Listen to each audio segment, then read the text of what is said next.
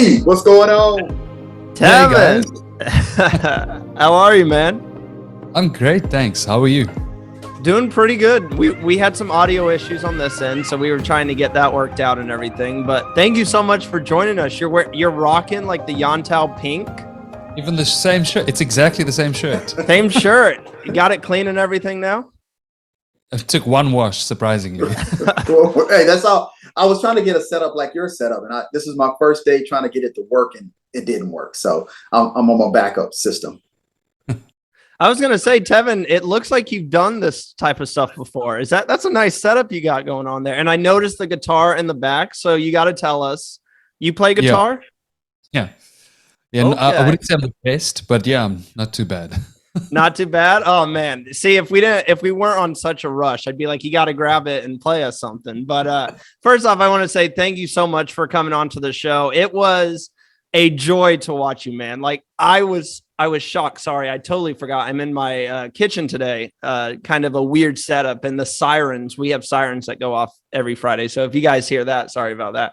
But it was so fun watching you, man. And when you got voted off, and we're gonna get to it, I was shocked because you looked like you were in such a good position. And there's not too many times that people go home, and then it's like, usually if they're going home, they're in a bad position. Like it just flipped on a dime on you. It looked like you were running the tribe. So the first thing I really want to ask you, man, is everyone looked at you as being the leader of the tribe and running the tribe. Did you see yourself in that position? Because I know a lot of times if we're on top, it's hard to look down and be like, okay, I'm running things around here.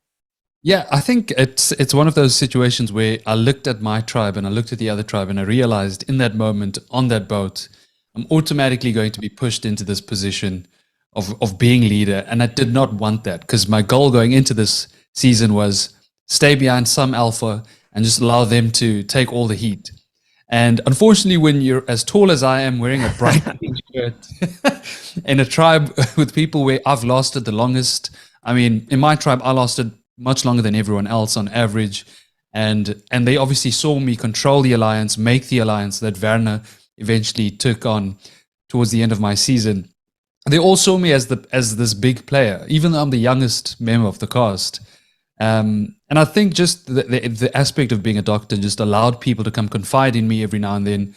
And so, yeah, I could see it happening and I did not want that. And that's why I aligned. Oh, my Yontao buff just dropped. But yeah, that's why I aligned with Dino. I mean, Seamus, because I felt that Seamus would be a great shield. And he looks just as threatening. They're a little afraid of him. And I felt, okay, this would be a good person to hide behind, which still didn't work out because then together we just looked like a duo who were just too powerful. Well, that's the thing that got me is I'm like, you were doing a great job, even though you were the leader. You had Seamus right there. And it looked like you two were making decisions like together. It didn't look like either one was speaking over the other. And I also didn't get the sense while you were playing that you were telling people, usually we see people in power positions and stuff tell people, this is what we're voting. This is what we're going to do. And maybe there's some stuff off camera we didn't see, but based off what I saw in the edit, you never came across to me as that type of person who was like, this is what we're voting. Every time I saw you were willing to listen to options and stuff. So I'm kind of on your side. I'm kind of confused on how everyone saw you as he is definitely the power position. Because I mean, if I compare your game to Dante's, Dante, from what we're seeing is someone like, okay, this is how the vote needs to go. It needs to go this way. So yeah, definitely shocked me. Was there anyone other than Seamus that you thought you were super close with that you were kind of shocked didn't have your back more towards the end there? Yeah, it was Felix. Funny enough, you're right, because the first time I played, I realized that obviously I did take control of the tribe and I did make the alliances and I did tell PK what to do a lot of the time. And so this time I did hold back. I wanted people to make their own decisions, but I tried to guide it as much as I possibly could. And within the tribe, Felix was actually my number one ally. And Seamus was there. But the problem is when you have an ally like Seamus, who's a great player, great thinker, he's a strategist, you're always on your toes. You're nervous. When is he going to come for me? And when should I be ready for this? I need to have my gun locked and ready because I know. So that it made me very nervous that my number one ally was someone I was afraid of. So I had to have someone else, and it was Felix. And Felix tells me this all the time. He says he was 98%. He was almost about to tell me before Tribal Council that the plan is to get me out. And I wish he did, because I definitely would have played the idol. But yeah, so Felix was the one who truly blindsided me there from the group. The rest of the guys were on my side. Dino was playing a good game in sort of being malleable and able to join any alliance he wanted to. I knew Teresa wanted me out. I had this gut feeling she didn't want to play with me. And obviously Tanya had alliances prior to this that I was never a part of. So even though Tanya kept coming to me to confide in me, I was never part of her alliance. She never once asked me to be part of it. Hey, Tevin, I gotta ask you a question. I'm coming off of I played Survivor US last season. And when you got that call to come back and play again, was it just as exciting to get that call the second time? Because I will tell you, I love the concept of bringing back players that really didn't get a chance to showcase their skills on Survivor. Currently, I will come to South Africa because I didn't get my chance. They voted me out first. How did you feel when you got that first phone call back? It was months before. I remember I was at a sushi restaurant getting ready to pick up my order and leave. And then I get the call. I almost left the sushi. I almost left to go tell my friends.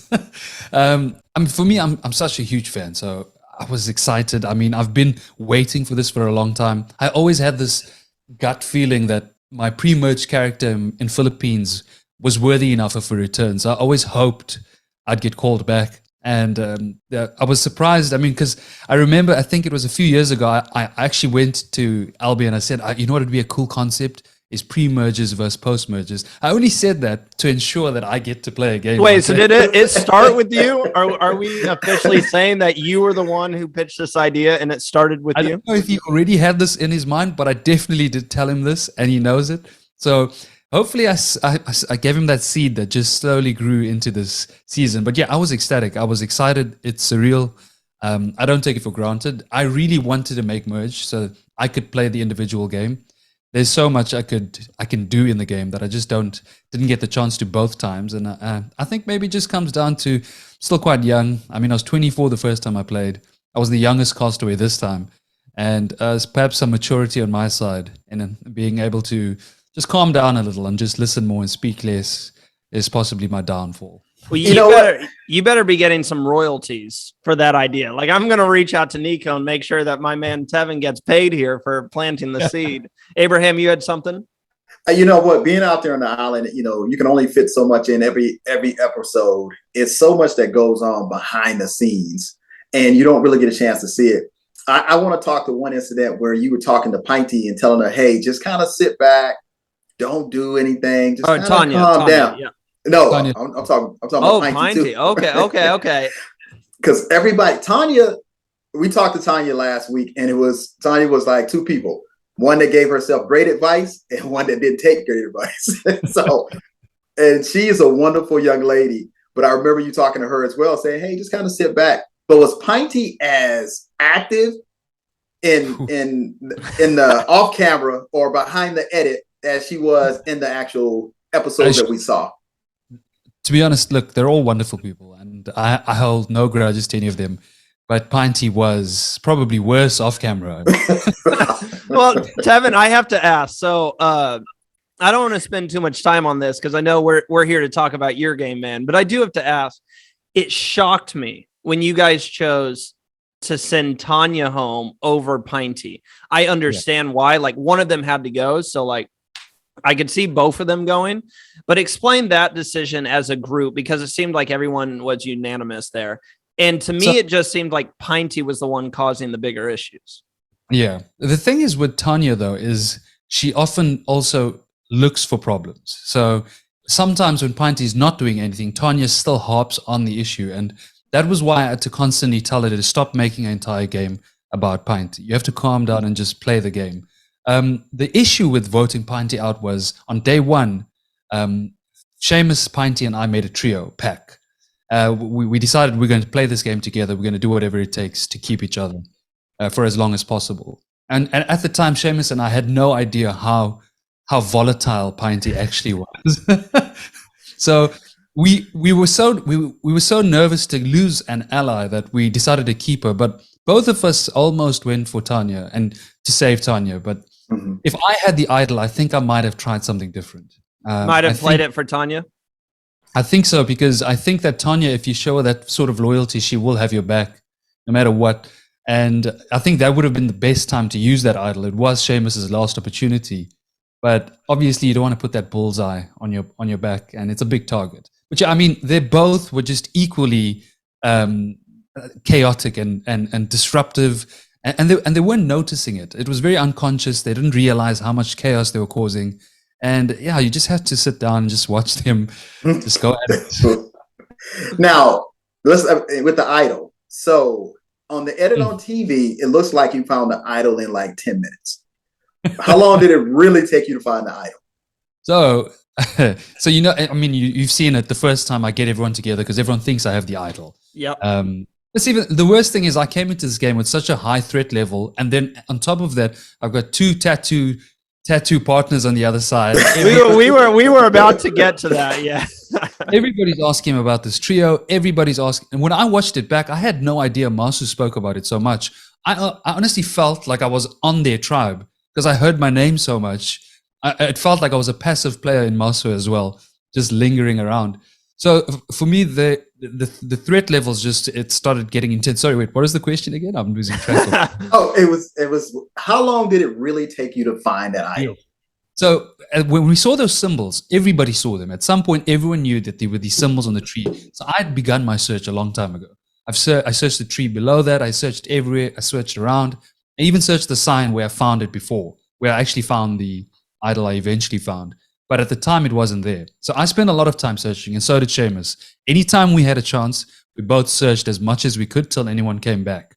So we would do it together.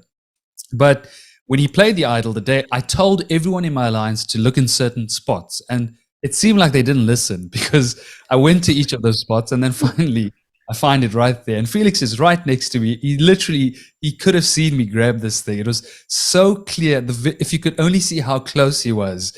Because on camera, we look a little bit further apart, but we're actually really close to each other. I thought you looked close on camera. It looked real close. I was like, I said, there's no way he could see it. It's basically like a tiny boulder. It's quite bulky, so it's difficult. So I had to put it in my pocket. And then we continued to have a chat for almost an hour, which was even worse because now I'm stuck with this idol in my pocket talking to him. And I don't want to take my hand out of the pocket because this bulge is too big. It's going to bulge out of my abdomen. We just stand there for like an hour chatting strategy for a while, and then he finally leaves. When he leaves, I run off with this excitement just to like finally read this thing. Super keen. Yeah, but I searched quite a lot. But on that day, I knew exactly where to search. I went there with purpose. I went up there. I took Felix with me because he was my number one, actually. But yeah, I didn't want to tell him about it. In hindsight, I wish I did now because I think it would have helped. I know you look at the game and it turns on a dime because I watched your game. I said, he's in a good position, not too aggressive, kind of laid back, but also kind of controlling where everything goes. Now, if you could go back and do anything different, what would you have done? And here's the reason, Tevin, this is not the reason. Once you played a game of Survivor, you always played in your mind. So when you come back together with other survivors or you looking at a show, I'm like, man, I should have voted that person out. Yeah. Or I think the one thing I would have done is not, because Seamus and I had this discussion. We looked like a pair and we didn't like that. So we spoke about it often. I told him, listen, we can't keep meeting up like this and then making decisions together. We have to sort of separate. I think if we did that a bit more strategically, we wouldn't have been seen as a duo rather. And then I think that would have helped the gameplay a bit more. So in hindsight, I think that was the biggest flaw, was that as an individual, I'm already threatening, but with Seamus by my side, I mean, it's just too much for a lot of people to handle. It was, I mean, it looked, and it was a great edit for y'all because you looked like y'all was a twosome out to destroy. And I was like, that's a good setup right there. Right until we talked to Seamus next for being voted out after you. But it was a great edit for you. I mean, they really showcased your skill set and how you played the game. I think when we originally did our pre setup, I had you at top two. I don't want you to give Randy any credit because he had you down at top 5. So I want to tell you where I had you at because I was like, oh, he's going to love and enjoy the game and play it differently than the first time. Now, Tevin, I've been in a quoting mood lately. So Phil was the person, the mastermind, who kind of got everything set in stone. I mean, we've heard some rumblings about switching on you and Seamus to get one of you guys out, but it was really Phil who put that plan in place. So before I ask about, what type of game Phil's playing right now and how shocked you were in that moment, because it was as a fan, it was a great blindside. You said at one point, sorry, I lost it here. Oh, and I quote, "Last time I left this game because of overconfidence and complacency." And this is after you found the idol. "I'm never going to do that again." So did you feel like you did it again? And then add on to that with the whole blindside and how shocked you were in that moment. Look, I didn't trust Phil either. So it was a very mutual feeling. I mean, we got there and we didn't align. We spoke, but we never really spoke enough. So I knew he wasn't going to play with me throughout the game. But for me, I think the thing that changed it the most for me, and I would have played the idol if this did not happen, was that Pinty was sitting in front of me at Tribal Council. Now, while watching them and asking questions, I do this thing where I watch their responses and to see if they maintain eye contact with me or not. And I kept doing this throughout the season because I realized the last time I played, when PK voted me out, he didn't maintain eye contact with me for long periods of times. He would often look down, look away. So I tried to look at them every time I asked a question. But the issue is that Pinty's also sitting in front of me. So if they're not turning left, I started to assume it might be that they're not looking at Pinty because we're all voting for Pinty. So that kind of changed everything up a little bit for me. And I slowly, and her fight, Phil, what a good blindside. The way he explained to Pinty that she should fight with Kilani and have this aggressive argument. It was all perfectly planned. And I think it was a great blindside. It worked out very well. it was really believable. And I was like, Pinty put on a show. She deserves an Oscar for that. Hey, look, was it a show or was it actually her? With Pinty, you never know. But look, if you're chilling with Pinty now, because she's in Cape Town and we're in the same city. If you go and chill with her, have drinks, it's super fun. She's a really cool person. But in the game of Survivor, it's funny. It's funny that people be like, "Hey, do you like somebody from your season?" I was like, "Well, yeah, we're fine," because it's a small part of who we are. We get a chance to play a great game, but the edit can be brutal sometimes. Yeah, and I think in my first season, I was worried because I was perceived as this mastermind, the guy who built this alliance, this villain, this mischievous player who makes up stories about people with idols. So I was worried this time coming in. I wanted to play a little bit under the radar, but it was so impossible in a tribe where there's pre-mergers and I am the obvious target. I was the chappies of our tribe. I was basically the number one guy who should probably go home first because he might make it too far.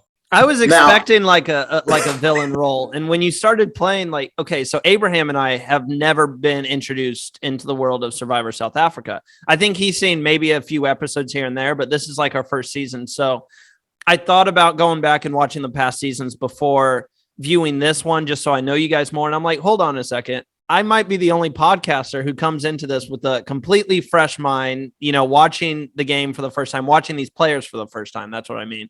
So I just by reading your bio and stuff, I'm like, ooh, is this like a Survivor villain? Is he going to be like a sneaky bad guy? And I just didn't see that with the way you played. Like I said, it felt like you were on top of the tribe, but it felt like you really cared for your tribe members and, what's best for them and everything.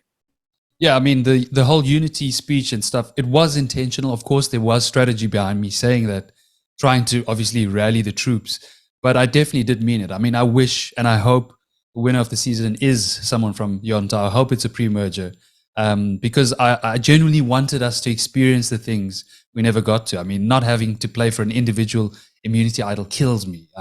Not getting to a loved one's visit because my mom's a huge fan. She's the biggest fan in this family. These things kind of hurt. And my previous season, I don't know, so you haven't watched it, but everyone thought I'm going to win till episode 7 where I go home immediately. It changes in an instant, just like this season, except it only changed because my number one ally decided he's tired of being the Robin to me being the Batman. Love it. Love the reference. That does it every time. So I did nothing wrong technically. I mean, I had his back. There was nothing wrong, and he just wanted to make the game a bit more exciting. Votes me out just before merge, and it crushes you, man. It's you want to go play that individual game. So it really sucks that I have an idol now. It's this rock. I was just telling people earlier, I use it to bash my head every time. You can put it in a frame. I mean, because so many people want to play this great game.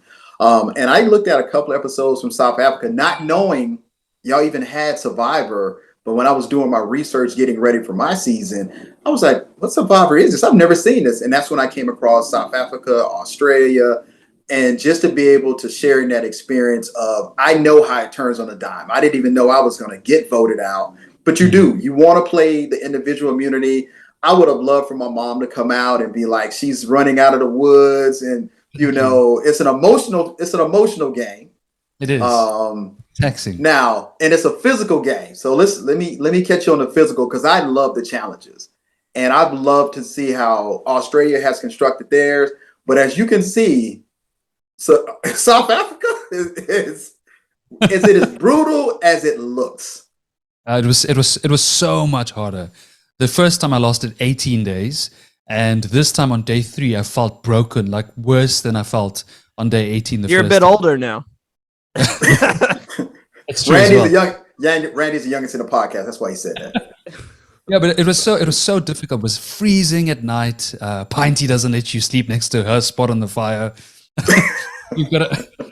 She literally lays across the one whole angle of the fire where like 4 people could fit, and she gets set like you could fit 3 more people here. I bet she's sleeping well. Well, hopefully. It's so taxing. I mean, Seamus lost around 11 kgs, and he didn't last that long in the game. Usually, people who last like around 39 days lose around 13 to 14 kgs.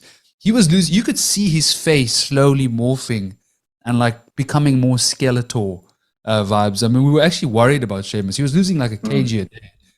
But I love the challenges. To me, like the physical, whether it's a puzzle, I want to do it all the time. So when I watched them lose 5-0, the only thought in my mind was, this tribe sucks. You didn't even compete in that challenge, if I remember. Why didn't you step up? I asked Felix, are you sure you can take Dante? Because I'm a lot taller and I can run faster if I get across. And the worst part was the strategy there behind this whole thing. Because Dino tells them, you need to get to the center as fast as possible. And I'm trying to tell them, no, focus on the rope, run to the rope, avoid contact. Just because Nico says it's a physical contest doesn't mean you need to bump into anyone.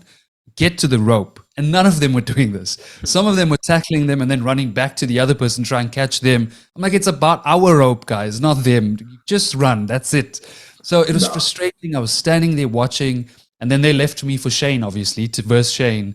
And I was like, you don't need me to verse Shane. Anyone's going to probably beat him in this challenge. You need someone to like beat some of the better, like the faster, stronger guys. I was disappointed. I wish we had more time, but I wanted to make sure. I don't know if Abraham and I both forgot about this because it was so long ago, but I have to say, well done on the very first tribal. You got the Outpost idol and you stirred everything up. Like it was so well played, Tevin. The question that you asked, why'd you guys want me to play it for Tasia? And everyone, it just sent them into a frenzy. So explain that moment really quickly to us before we get to these last couple of fan questions. And I mean, well done, man. Just briefly, Seamus knew that I'd be the right person to send for that because he knows that I would analyze the tribe and realize where the cracks lie so that I could ask something that could stir the pot. So that was part of his mindset. And he's right, because I did watch them and I could tell that Shane and Steffi hadn't told him what happened at the Outpost. So I knew exactly what to ask. And when Nico gave me the opportunity, I knew one question would break it all down. And that was a good question. Before we get to the fan questions here in our last couple minutes, Abraham, you have anything else you want to ask Tevin here? Hey, it was great watching your season, man. I mean, every time you look at it and you go back, it's like you're going back to watch and you're going back to play, and you talk about the hidden immunity idols. And hey, I like the fact you said your mom was your biggest fan. I dedicated my season to my mom. I was like, hey, Mom, And congratulations, man, because most people never get to play this game, and we got an opportunity to play it. It's such an honor. It's such a privilege. I mean, my mom is so excited. Even though I went home, I mean, I've given her the idol as the gift. So that's just to get it out of your house. Don't play it off. You're like, I can't have this here. The worst thing is my mom gave me one piece of advice before I left both times. And the only thing she said was, if you ever find an idol, play it to the same tribal council you go to that night. And look, your mom and them raised you, but you can't act right when you get out the house. Mama's always right. So I got a couple fan questions for you here, man. I got kind of a fun one and then a nice sentimental one to end on. So the first one, pretty quick answer here. Your favorite, it's from Chris, favorite type of chocolate. Favorite type of chocolate? Oh, that's an interesting one. Yeah. For some reason, I don't know why, but I really love Lindt. Lindt's chocolate is a red one. I forgot what flavor it is, but Kit Kat's also another one that I really enjoy. Ooh, Kit Kats, those are fire. Yeah, I saw that. I'm like, okay, that's a fun question. And then the other question we have for you here that I picked out was from Maya. Do you wish you started on the same tribe as PK and Tony? And we can go more into the relationship between the three of you because it was talked about all season. And also, what is the tattoo? We didn't get a chance to speak with PK. So what's the tattoo again? So in our season, our tribe was called Mindanao, and Mindanao has the symbol. It's on my arm here. Unfortunately, I'm wearing a long sleeve shirt. I added it to my sleeve. PK added it to his sleeve, the symbol, and Tony added it to her sleeve because we all have a sleeve, a tattoo sleeve. So we called ourselves the Tattoo Trio. When I saw them on the other side of the boat, my heart broke. I honestly, it just sunk. I looked at the tribe, I looked at my tribe, and I thought, I'm out first. This is it. So it's even more ridiculous that I didn't play the idol because I already felt so ostracized mentally. I was like, I'm definitely target number one. Would you in real life, we definitely would have linked up. We probably would have played together. They were right to get us out one by one because we would have had each other's backs for sure. Even after he turned on you, you would have went right back into it. I think I'd rather deal with the devil I know is what I said. I know him. I can read him.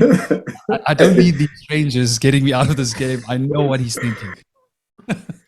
That's a good analogy. So before we end this, we always like to ask this question to everyone, and it's a simple question, but you've now played 2 times. If given the opportunity, would you go back and play a 3rd time? Did you 100%. Say yes? Okay, I will play this game. Yeah. I was saying yes as you were asking. I already knew what you were asking. I would play this game even if I'm on my deathbed. I'll wake up, I'll rise from the ashes, reignite that flame. I love Survivor way too much. I don't think I'll ever say no. Maybe if the circumstances are like really severe health-wise with family members or something, I'd say no, or myself. But I'll say yes anytime. I gave up a job for this. And then I came home too early, so I lost a job and 2 million rand. So it was a bit of a hey, that is commitment. And man, the thing is, you might not have left with the 2 million rand, but what casual fans don't understand is you leave the game with so much more than just the money, regardless of when you get voted out. So what do you take away from the 2 experiences you had? For me, it's humbling. It's life-changing. Legitimately does change the way you live afterwards. It changed me the first time quite a lot, changed the direction I went into. I went into mental health afterwards, worked in the military afterwards. I mean, I did a lot of things afterwards because of Survivor. And to me, I don't take this for granted. The fact that I got to play a 2nd time, I mean, it's an honor, it's a privilege. I'm so thankful, and I will play anytime they want me to. I'm always there. Well, Tevin, I really do wish we had so much more time because we could talk Survivor all day. We've been known to talk like an hour and stuff. Thanks so much for inviting me, and keep doing what you're doing. I mean, we really appreciate it from our side that we're getting support from the international community. So thanks so much for everything you're doing for us as well. Well, thank you so much to you again, man. And Abraham, you got anything else to say before we switch to Seamus here, which I'm excited to talk to your close ally? Look, Randy wrote me into this as my first interview when I was doing my season, and he's done a great job with reaching out to Australia and now South Africa. Great opportunity to meet you. Randy has done an outstanding job, man, of just putting this all together and giving us an opportunity to be able to share in our experiences across the ocean. So, hey, I look forward to seeing you one day. Yeah, I think you'll be back, Tevin. Look, well, hopefully. Let's hope. Abraham, I haven't yet watched 41, 42 because after I did survive, I often take the sabbatical just to get my mind clear. So now I'm disappointed you're gone, man. I'm already knowing. Look, it's I've been funny, avoiding man. spoilers everywhere I go. Every time someone Abraham spoiled it for yeah, I don't, for whatever reason, I won't go back and watch my own season. Maybe in time I'll go back and watch it, but I've yet to go back and look at it. Yeah, I take a sabbatical. I legitimately just take a break. So I know what you mean. Well, Tevin, thank you. Thank you so much for joining us, man. And hey, if you ever want to come on the show, it is an open invitation. We would love to have you back to talk about the game, man. Oh, for sure. Let me know when you guys are ready to chat. Always ready. I think he tried to bust out Buffs. We're playing now. Buffs. Got my young top. I'm still applying, so hopefully I get on Survivor soon. So, but thank you again, Tevin, and we'll chat again soon. Thanks so much. Take care, guys. Keep well. You too.